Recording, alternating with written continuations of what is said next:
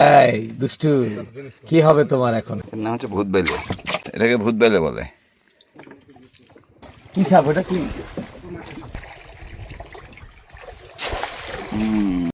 চলে গেছে। ভিতরে ঢুকছে? কিভাবে চিংড়ি উঠলো এটা? সাপটা উঠান নি তো জসিম ভাই? হ্যাঁ, থাক, ওকে কিছু বলেন তো। যাক, লাইট খুলছে, টর্চ লাইট। সবাইকে আমন্ত্রণ, আশা করি ভালো আছেন। সিজন 39-এর তৃতীয় পর্বে আপনাদের সবাইকে আমন্ত্রণ। চলুন ঘুরে আসি সুন্দরবনের যে উপকূল রয়েছে সেই উপকূলের এক প্রান্ত থেকে আরেক প্রান্তে।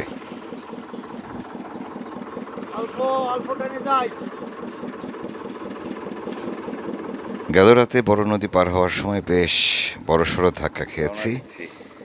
বড় বড় ঢেউ, এলোমেলো বাতাস, প্রায় ডুবতে বসেছিলাম। তারপর এসে একটি জায়গায় বিরতি নিয়ে তারপর আবহাওয়া বুঝে আবারও জোয়ার ধরে রওনা দিয়েছি।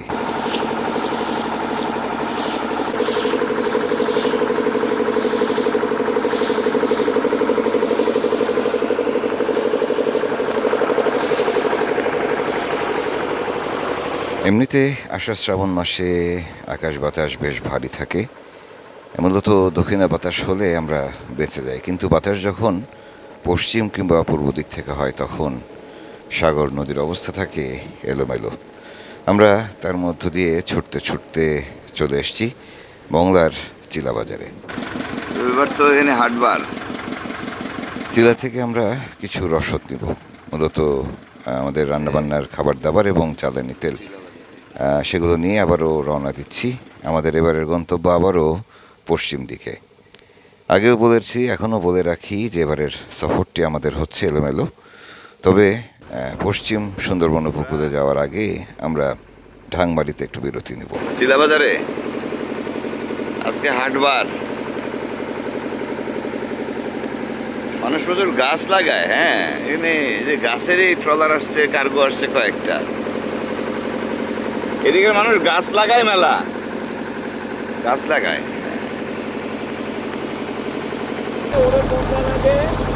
আকাশে আবারও মেঘ জমেছে, বৃষ্টি পড়ছে টিপটিপ করে। পশুর নদী জুড়ে এখন দক্ষিণা বাতাস আর দক্ষিণের স্রোত, তাই নদী একেবারে শান্ত।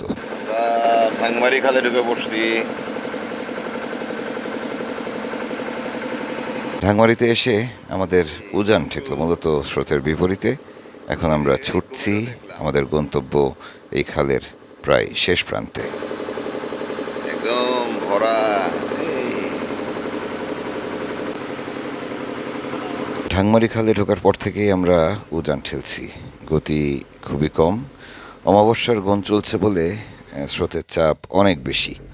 তো সেই স্রোতের চাপ ধরে আমরা যখন এগিয়ে চলছি, ঢাংমারি এমনিতেই জানেন যে বিপজ্জনক খাল, মোটামুটি বড় সড়ো খাল, এবং সেই খালে এসে উজানের স্রোত ঠেকলে গতি একদম কমে যায়। আমরা এর মধ্যে আশেপাশে কুমির আছে কিনা দেখার চেষ্টা করছি, আর এর মধ্যেই নামলো তুমুল বৃষ্টি। মরিচ ভর্তার ডিমবাজি। বর্ষাকালে বৃষ্টি হবে, এটাই স্বাভাবিক। তারপরেও আমরা শহরের মানুষেরা বৃষ্টি নিয়ে বেশ বিচলিত, কখনো কখনো আনন্দিত। বিপদে পড়লে বা বের হওয়ার প্রয়োজনের সময় যদি বৃষ্টি হয়, যখন আটকে যায়, কিংবা আমাদের কোনো কাজ যদি ক্ষতিগ্রস্ত হয়, কারো ফসল কিংবা ব্যবসা যদি ক্ষতিগ্রস্ত হয়, তখন বৃষ্টি নিয়ে আমরা ভীষণ অসন্তুষ্ট হয়। কিন্তু এই অঞ্চলের মানুষদের কাছে বৃষ্টি একটি স্বাভাবিক বিষয়। ঝড় বৃষ্টি নিয়ে তাদের কোনো মাথা ব্যথাই নেই। তাদের যে রুটি রুজি, তাদের যে কাজ কারবার, সেটি চলতে থাকে আপন মনে। আসেন আসেন আসেন, খোরল মাছের ঝাঁক। বৃষ্টি, ঝড় এবং লম্বা সফরে ক্লান্ত আমরা, একটু বিশ্রামে যাব। আমরা উঠেছি ঢাংমারিতে একটি ইকো রিসোর্ট বনবিবিতে। এত বড় কেওড়া দেখলাম না। তেনে রাইজুল, কেওড়া এত বড় কিন্তু দেখিনি আমরা। পুরো এই গাছের কেওড়া অনেক বড়। আজকে পান্তা ভাত রাখা ছিল না? হ্যাঁ হ্যাঁ হ্যাঁ হ্যাঁ, তোমাদের কষ্ট দিলাম না। আমরা এখানে যে বাকিগুলো এখানে করাচ্ছি। তুমি তো মনে করো যে আমি খালি খাটাই, এখন আসবা কি করে ভিতর দিয়ে? না, আমি ভাবলাম পাশ দিয়ে আসলে একটা ভারী কায়দার ছবি হতো আর কি, সাইড দিয়ে আসতে গেলে। হ্যাঁ, পরে টরে যাইতা, ছবি তুলতাম, খুব ভালো লাগতো। রাত্রে তো ঘুমাওনি, এই জায়গা পর্যন্ত খুব ভালোবাসছি আমরা, না পরের টানটা এক টানে। কোন জায়গায়? ওখান থেকে, হ্যাঁ। কিন্তু পুরো জোয়ারটা কাজে লাগাইছি আমরা, তাই না ভাই? বেরাদ ভাই, আমাদের আইজুল দেখেন, আইজুলের ভাই, আজিজুলের প্যান্ট লুঙ্গি নাই, দেখেন ও গামছা পরে ঘুরতেছে। বৃষ্টিতে আমরা সবাই কম বেশি ভিজেছি। এখন এক কাপ চায়ের তৃষ্ণা অবশ্যই সবার পেয়েছে। আজিজুল আমাদের ছোট ভাই এই বৃষ্টিতে ভিজেও চা বানিয়ে আনলেন, সেই দুধ চা কড়ালিকারের। আজিজুল, ধন্যবাদ তোমাকে। যদিও আমাদের আজিজুল প্যান্ট হারাইছে কালকে রোলিং এ, যখনই প্যান্ট হারাইছে। রেইনকোট, ঠিক আছে ঠিক আছে, তুমি কি এখন রেস্ট নিবা? না, তোমার একটা কাজ আছে তো। আমরা সম্ভবত এখানে আরো বেশ কিছুক্ষণ সময় কিংবা এই রাতটাও থেকে যেতে পারি। যদি ঝড় বৃষ্টি বেশি হয় সেক্ষেত্রে আর বড় নদীতে নামার কোনো সুযোগ নেই, আমরা এখানেই থাকবো। তো ঢাংমারির এই অঞ্চলটা আমার ভীষণ ভালো লাগে। আশেপাশের যে লোকালয়গুলো রয়েছে সেই লোকালয়ের অনেকেই পরিচিত। আমরা এখানে এলোমেলো ঘুরে বেড়ালেও কোনো সমস্যা নেই। আশেপাশে যে মাছের ঘেরগুলো রয়েছে সেখানে গিয়েও আমরা মাছ ধরতে পারি, কিংবা মন চাইলে একটা লম্বা ঘুমও দিতে পারি। কিন্তু এই উপকূলে এসে ঘুমাতে ইচ্ছা করে না একদমই, মনে হয় যেন ঘুমালেই সময়টা নষ্ট হলো। তাই আর কথা না বাড়িয়ে এক কাপ কড়ালিকারের চা খেয়ে বেরিয়ে পড়লাম।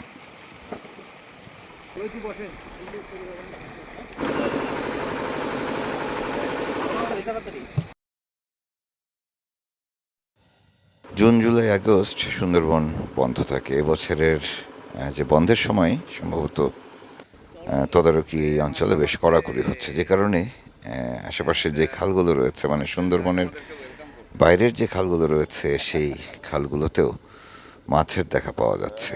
তো আমরা আমাদের কয়েকজন ছোট ভাই সহ বেরিয়ে পড়লাম মাছ ধরা দেখব। যদি মন চায় নিজেরাও নেমে পড়ব মাছ ধরতে। মাছ দেখেন না, খোয়ের মতো ফুটতেছে মাছ। এইগুলো মাছ চলবে না, আমাদের আরো বড় মাছ লাগবে। হ্যাঁ, এখানে এই অবস্থা হলে সামনে তো আরো থাকবেই।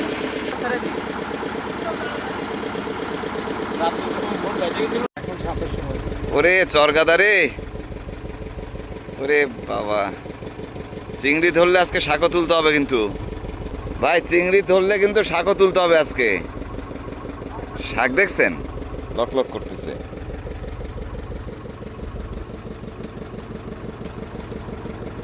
সাপ টাপ নেই তো? সুন্দরবনের এই অঞ্চলটি লবণ জলের জনপদ। যদিও প্রচণ্ড বৃষ্টি, উজানের ঢল সব কিছু মিলিয়ে এই অঞ্চলের লবণাক্ততা এখন কিছুটা কমেছে, এবং সেই সুযোগে এই অঞ্চলের প্রাণ প্রকৃতি যেন আবারও নতুন করে সেজে উঠেছে। আমরা এখন মাছ ধরব, আর পাশে যে শাকগুলো দেখলেন চরগাদা শাক, সেই চরগাদা শাক দিয়ে কোনো এক পদের রান্না হবে আজ।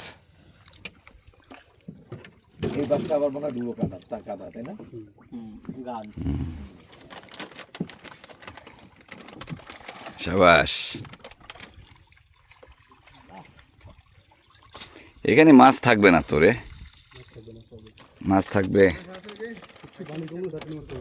আরো পানি নামবে না জহিম ভাই? সেই তো। এটা কি বন পেঁয়াজ?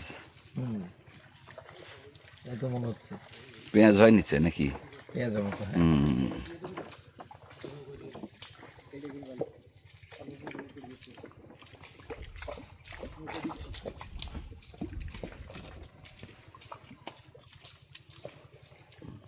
রহিম ভাই এই গাছগুলোর কি বলে?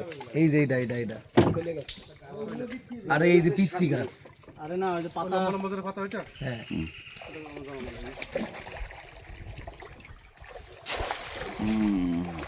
রেগুলার না কিন্তু এই গাছটা সবখানে হ্যাঁ, সব জায়গায় দেখি না।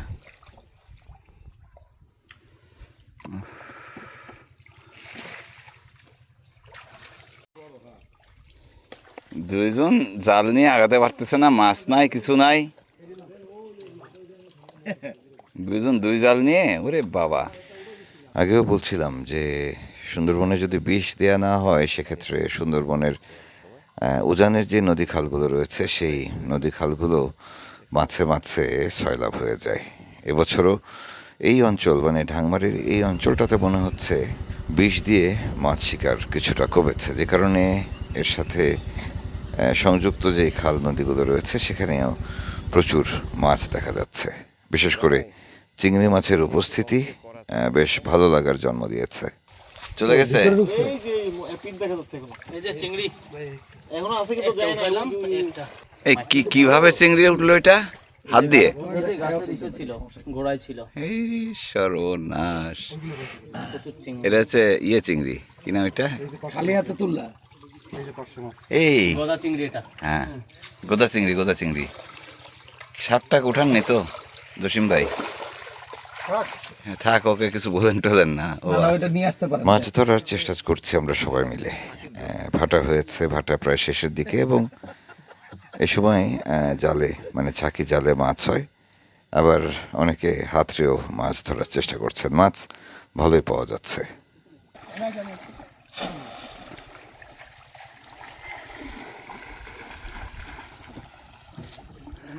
একসাথে কয়টা জাল তার হাতে? এখন একটা। মন চাইছিল আমি নিজেও নেমে পড়ি, তবে শুরুতে যেহেতু জালে সাপ বেঁধেছে, সাপ আমি ভীষণ ভয় পাই, আপনারা জানেন। কাজে সাপ যখন এই খালের মধ্যে আছে নিশ্চিত হয়েছি, তখন আর নামার সাহস করিনি। নৌকায় বসে মাছ ধরা দেখছি।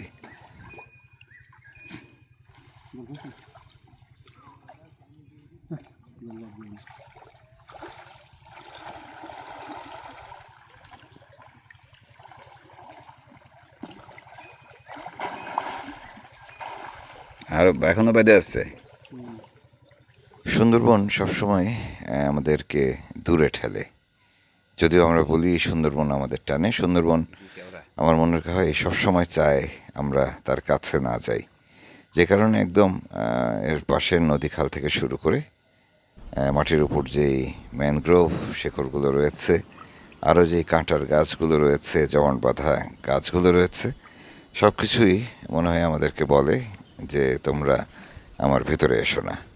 তো সেই সুন্দরবনের পাশ দিয়ে আমরা যখন যাই তখন দেখি প্রচুর মানুষ এই বনের উপর নির্ভরশীল, এবং বিপদ আপদ যতই থাকুক তারা বনের ভিতরে যাচ্ছেন, আসছেন, মাছ ধরছেন, মাঝে মাঝে বিপদে পড়ছেন, তারপর আবারও ফিরে যাচ্ছেন বনে। আসলে পেট, ক্ষুধার জ্বালা, এগুলো আসলে কোনো রকম বিপদ আপদের তোয়াক্কা করে না।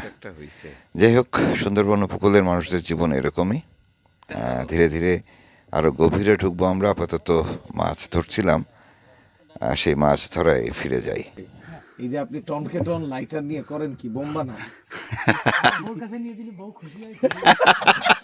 লাইটার খুব খুশি। আরে বাপরে বাপ, জামাই বউ দুইজনে মিলে লাইটার কয়টা আনছে জিজ্ঞেস করেন, তাই তো? ভালো বউ ভাই। হ্যাঁ, ওটা কি ভূত বেলে? সুন্দর সাইজ মাছ। কি পাচ্ছ তোমরা কিছু জুয়েল? ওরা কিন্তু ওই জালে কিন্তু ওরা কিন্তু ওই যে হাতরায় গোদা চিংড়ি ভরতেছে, দায়িত্ব মাছ ধরতেছে। মাছের লাইনই আমরা এখনো নেই। মাছের লাইন আমাকে একটু সামনে আমরা এই বেলে বেশ দেখি দেখি দেখি দেখি দেখি দেখি দেখি রে দেখি রে। যাইস রে, গেল। এটা হচ্ছে শয়তান বেলে, বুঝলেন? দেখবেন ওর মধ্যে যে এর নাম হচ্ছে ভূত বেলে।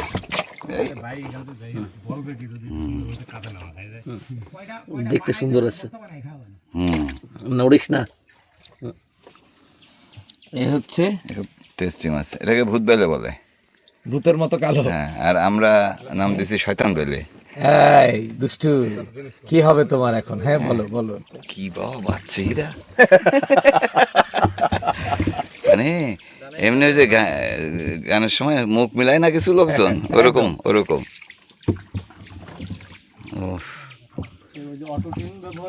হ্যাঁ হ্যাঁ হ্যাঁ, ছেলে পেলে নাকি আজকাল অটোটিউন দিয়ে গান টান বানায়। আমার মনে হয় যে ইয়েতে মাঝখানের ইয়েতে নামাতে হবে। পিছনটা মনে হয় ইয়েতে উঠে গেছে, ডাঙে উঠে গেছে।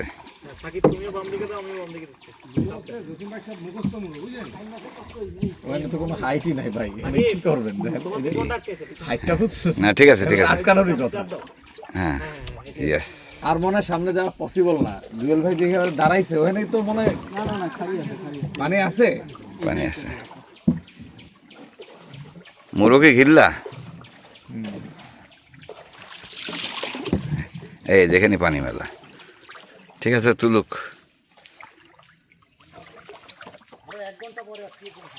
হ্যাঁ সেটাই, আরো পরে আসলে মানে আর একটু ভালো হতো। দেখি দেখি দেখি দেখি দেখি কি উঠছে, কাদা উঠছে, প্রচুর মাছও উঠছে মনে হচ্ছে মনে হচ্ছে।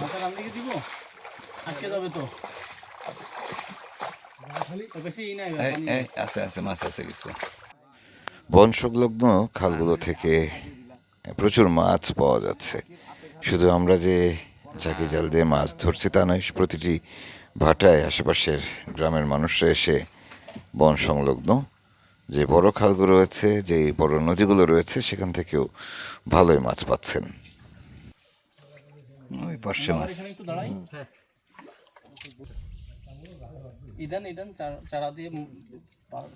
আমরা শখ করে এই জায়গায় জাল খেয়াও দিচ্ছি, মাছ ধরার চেষ্টা করছি এবং মোটামুটি এক সন্ধ্যার মাছ হলেই আমরা ফিরে যাব।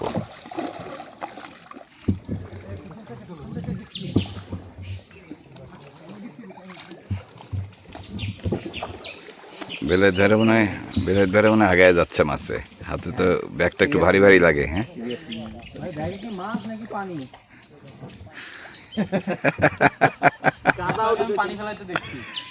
ভাটা ক্লোজ, ওই যে কুয়ো পাখি একা একা সেই মিরেশ্বরাই থেকে এখানে চলে আসছে। শেষ ভাটার পানি, কাদা, মাটি এবং বৃষ্টি সব মিলিয়ে একাকার অবস্থা আমাদের। কাদায় লুটোপুটি খেতে খেতে আমাদের অবস্থা খারাপ।